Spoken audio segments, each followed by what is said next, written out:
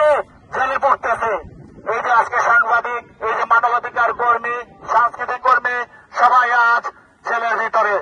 কারণ যারা এই ইউনূসের বিরুদ্ধে কথা বলছে আজকে তারাই জেলে যাচ্ছে। আমরা চাই বাংলাদেশে যে গণহত্যা, অবৈধ গ্রেফতার এবং মানবাধিকার লঙ্ঘন হচ্ছে, আমরা সেই সবের সুষ্ঠু বিচার চাই, যাতে অপরাধীরা শাস্তি পায়, নিরীহরা মুক্তি পায়, ন্যায়ের বিচার হয় এবং সরকার যাতে আমাদের এই কণ্ঠস্বর কখনো রোধ করতে না পারে, বিশ্ববাসীর কাছে সেই বার্তা জানাতেই এখানে এসেছে।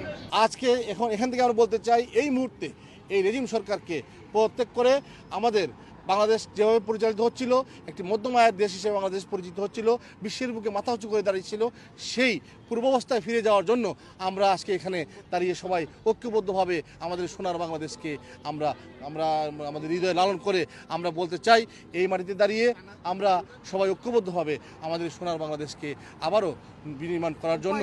আপনি যদি এখন এখানে যে এই কার ড্রাইভারগুলো আছে, ওনারা ভালো ড্রাইভিং করতেছে, ওনাদেরকে যদি আপনি বিমানের পাইলট বানিয়ে দেন তাহলে তো সেই বিমানটা দুর্ঘটনা করবে। সুতরাং বাংলাদেশে যে সরকার প্রধান উপদেষ্টা আছে, উনি হচ্ছে একজন এনজিওর প্রতিনিধি, উনি এটার উপর উনি নোবেল পেতে পারে, কিন্তু দেশ চালানোর জন্য উনি যথেষ্ট না। সো আমরা রাজনীতিবিদ না, ওনার জনগণের সাথে কোনো কানেক্টিভিটি নাই। হাজার হাজার সাধারণ মানুষকে জেলে নেওয়া হচ্ছে। এসবের বিরুদ্ধে আমরা রুখে দাঁড়ানোর জন্য আমাদের ভয়েস ফর হিউম্যান রাইটসের আজকের আমাদের প্রোগ্রামটি মেইনলি করা। তাছাড়া আমাদের বর্তমানে বাংলাদেশের যে পরিস্থিতি, আমাদের প্রত্যেকটি অনেক আমাদের মা বোনেরা শান্তিতে আমাদের রাস্তাঘাটে বেরোতে পারছে না।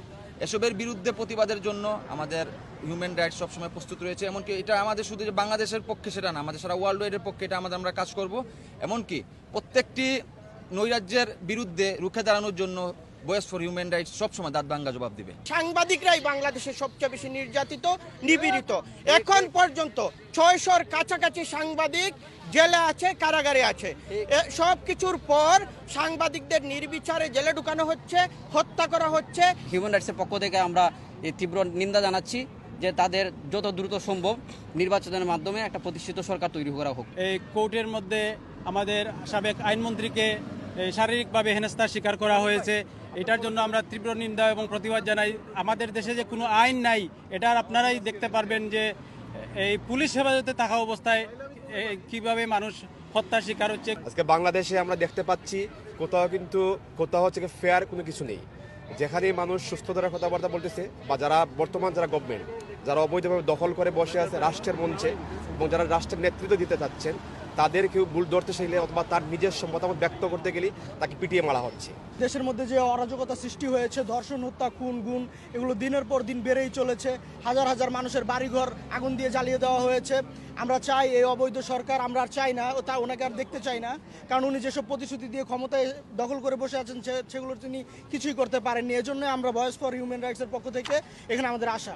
মিথ্যা মামলা দিয়ে তাদেরকে জেলে ঢুকিয়ে বিনা কারণে তাদেরকে দিনের পর দিন শাস্তি দেওয়া হচ্ছে, যেগুলো মানার মতো নয়।